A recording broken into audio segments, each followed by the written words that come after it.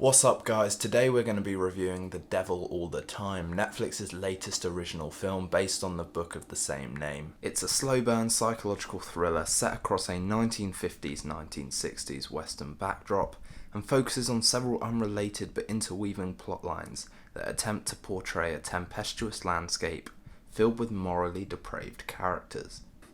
With an all-star cast, I was honestly expecting a lot more from this film. It's not bad, it's just not quite the memorable showstopper it could have been. It's the kind of film that you're glad you've watched, but it won't make you desperate to watch again.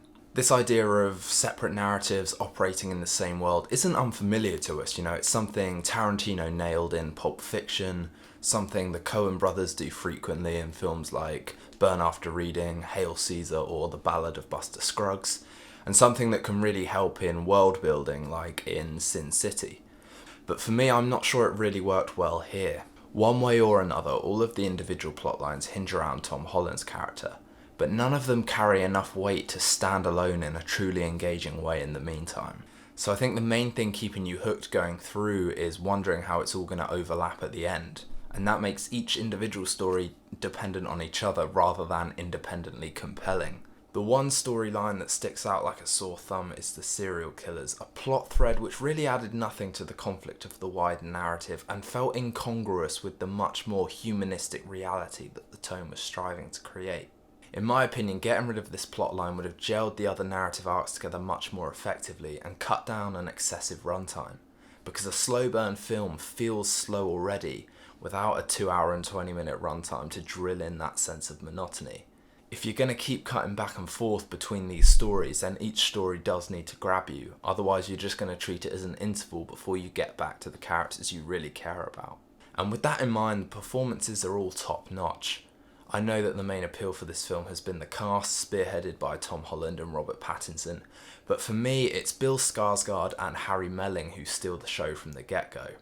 We spend the first 45 minutes or so committed to giving us the backstory for Tom Holland's character, and it starts incredibly well, telling the narrative through the more concise perspectives of Skarsgård and Melling.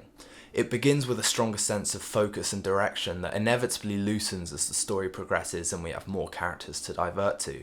But at the start it feels like a necessary introduction to the setting and the community that we're going to be following. Skarsgård and Melling evoke a deep-rooted sense of confusion and disillusionment, introducing these themes of spiritual absence and personal abandonment that haunt just about everyone in this story and provide us with that connecting subtext that unites them all.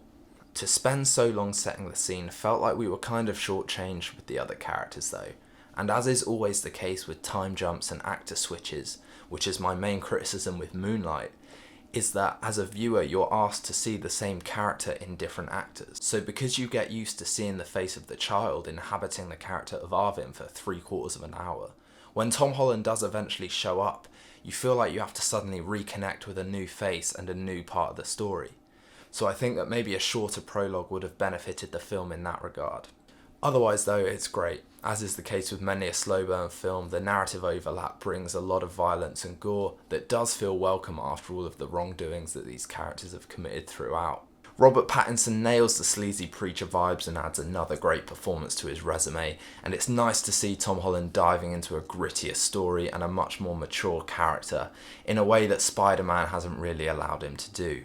The original book's author provides the voice of the narrator, imbuing the omniscient storyteller with that kind of aged South American drool that complements the sense of experience and contemplation and retrospection taking place in the story. Overall, I'd say it left me feeling like I did after watching, say, Lawless with Tom Hardy or Out of the Furnace with Christian Bale.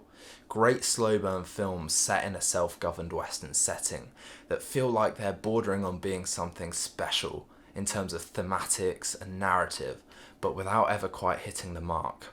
Be sure to give it a watch on Netflix, guys. As always, I'd love to hear whether you agree, disagree, just, what your thoughts are on it. But again, thank you for watching, and as always, been a pleasure. See you next time.